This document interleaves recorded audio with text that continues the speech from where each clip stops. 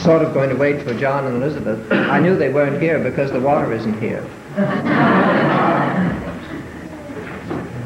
George Bernard Shaw wrote, "Better keep yourself clean and bright, because you're the window through which you see the world." He certainly was a clean and bright one. You know, he was music critic of the London Times at one time. And only last week I read where he said, "Nothing soothes me more after a long and arduous season of pianoforte recitals than to sit and have my teeth drilled."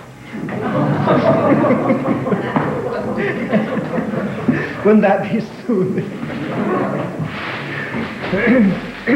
Anyway, last night we got you equipped with the abstracts, and I thought we would be very practical about it tonight. Pardon me, I seem to have... My frog is up for a curtain call. Yeah.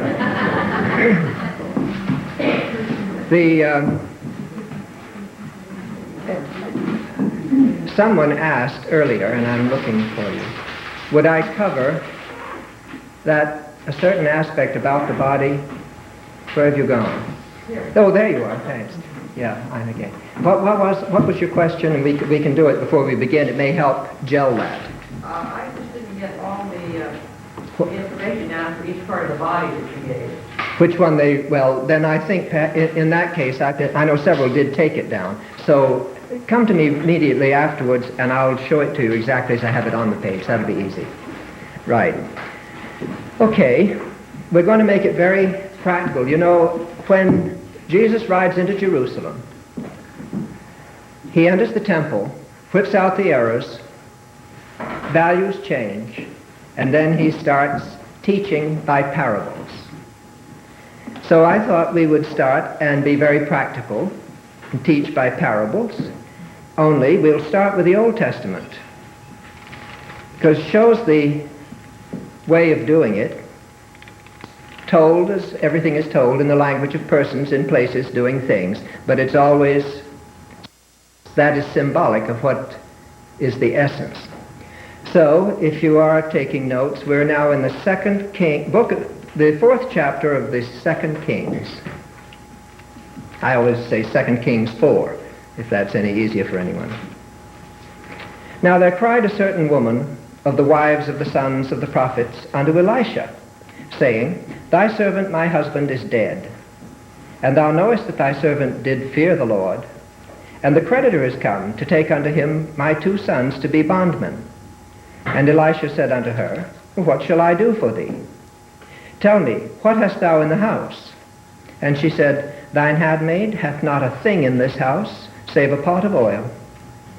Then he said, Go, borrow thee vessels abroad of all thy neighbors, even empty vessels, borrow not a few. And when thou art come in, thou shalt shut the door upon thee and upon thy sons, and shalt pour out into all those vessels, and thou shalt set aside that which is full. So she went from him, and shut the door upon her and upon her sons, who brought the vessels to her, and she poured out. And it came to pass, when the vessels were full, that she said unto her son, Bring me yet a vessel. And he said unto her, There is not a vessel more. And the oil stayed. Then she came and told the man of God, and he said, Go, sell that oil, and pay thy debt, and live thou and thy children of the rest. It's the means, you see. It's the technique of how to do it.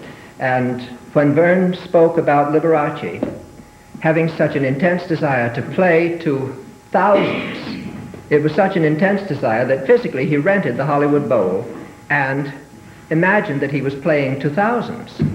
Well, I'm saying that that must be a fantastically, powerfully developed imagination to sit there and face several thousand empty seats and imagine them full.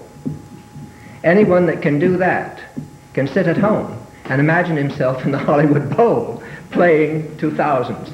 I'm not criticizing the means. I'm not criticizing any method that makes it, that awakens in you the feeling is perfectly legitimate. I'm wondering, he must have had means at hand, because you don't rent the Hollywood Bowl for 10 cents. Come in. You're not the last, I'm sure.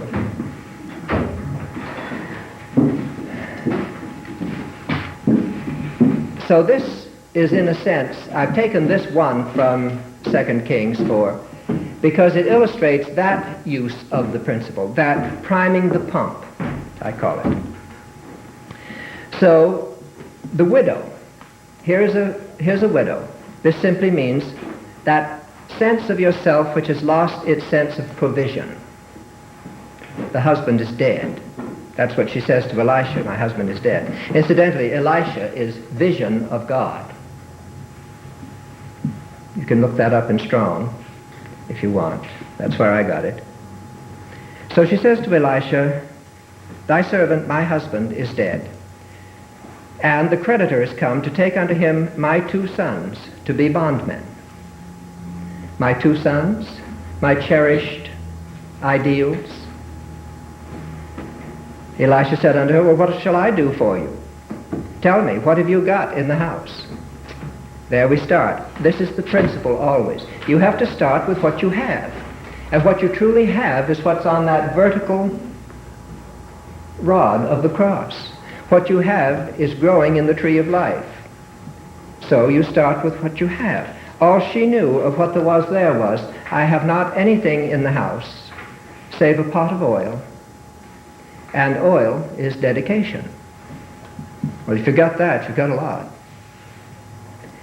So he said, go, borrow thee vessels abroad of all thy neighbors. Now these are the desires. You borrow desires. I mean, I don't really mean, you've got the desire. But what you borrow is a scene that implies that that desire is a fulfilled condition. You construct, as Neville says, a scene which, if true, implies that what you wish is already a going thing. So those are the empty vessels. They're empty because they don't have you believing them yet. Borrow not a few. Don't limit yourself. Somebody said, if I had another $1,000, I'd be over the hump. There was a lady in Los Angeles that was a practicing attorney, she and her husband both, and she said that in all their years of practice, she found that everybody had one thing in common. No matter whether it was the owner of, W.K. Kellogg was one of her clients, and he was worth millions. And there were those who couldn't pay next month's rent. And she said they all had one thing in common. One more $1,000 would put them over the hump. So borrow not a few. Don't limit yourself and say one more 1,000 will do it. If you're going to borrow, borrow not a few. And when thou art come in, thou shalt shut the door upon thee and upon thy sons.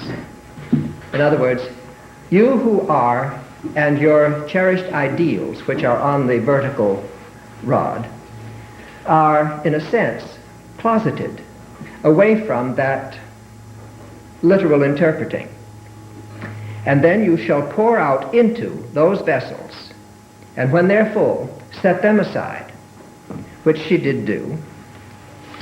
And then when there were no more vessels to fill, in other words, it seems that it was very satisfactory, things have now been played out just the way I would like them to be, she goes to Elisha and tells him of it. He says, go, sell thou and thy children, since the creditor can't take them. They're with you to live. On the rest of it. Well, what's the rest of it? If you're going to sell everything you've poured out, what you've got left is what you had when you started. In other words, you do not increase infinitude. You don't make it any bigger, and you can't shrink it. Nothing you can do to it. You're left with what you had, which was his original question. What have you got in the house?